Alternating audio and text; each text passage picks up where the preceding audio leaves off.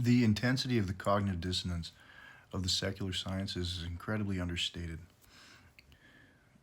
If you go to a therapist and you're having night terrors at night, you're suffering from sleep paralysis, you tell your therapist, when I wake up at night, my body is frozen and I can see myself being held down by a demon, or I see demons at night, and I see angels sometimes in the clouds, or I see angels in people. I believe in the Holy Spirit. I believe in God the Father and Jesus Christ who died on the cross for my sins. If you start going on this sort of tangent, the secular therapist, for the most part, the first thing that will be called into question is your sanity, whether or not you are manic or depressive, whether or not you're manifesting schizophrenia or paranoia. For me, the object of the persecution of the human mind is entirely imperative to be investigated. Because that same therapist who might send you into the psychiatric unit for the belief of supernatural agents like angels and demons, that psychiatric unit will also allow in a chaplain's authority who will come in and pray for people who are experiencing the oppression of angels and demons in the same hour. The chaplain has full diplomatic immunity in the natural world. A chaplain has rights to go into a maximum security prison and deal with all sorts of dangerous criminals, and to meet with supernatural strangers all the time.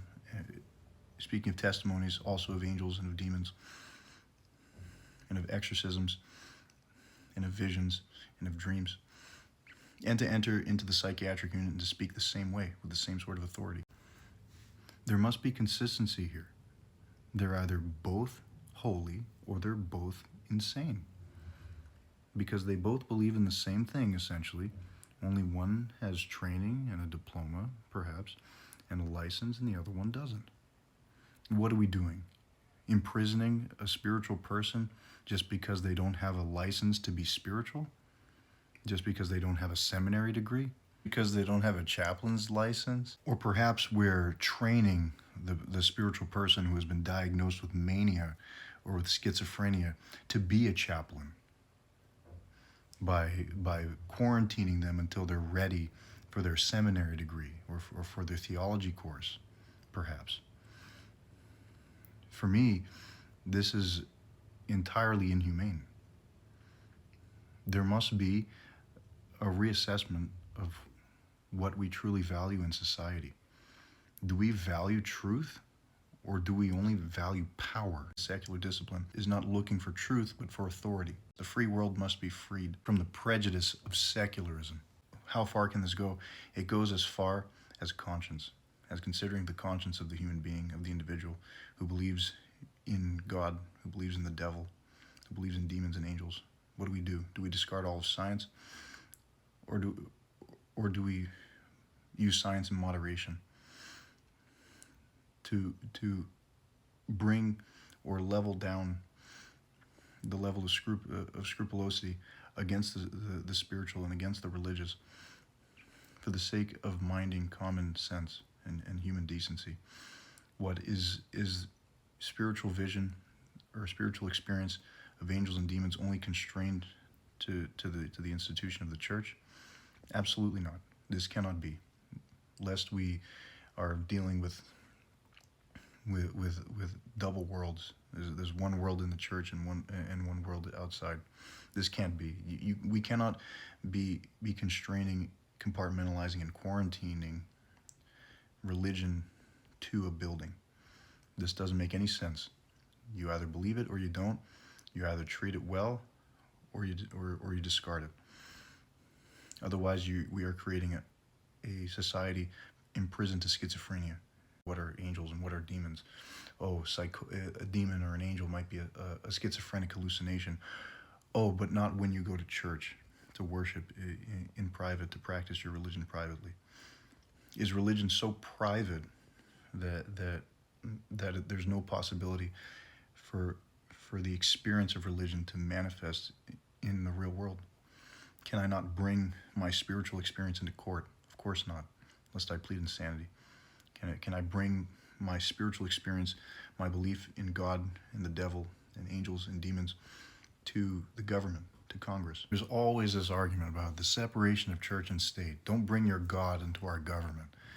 But that's actually, the Establishment Clause has nothing to do with excluding God or religion from the government, but entirely to do with the government not being able to establish a religion of itself.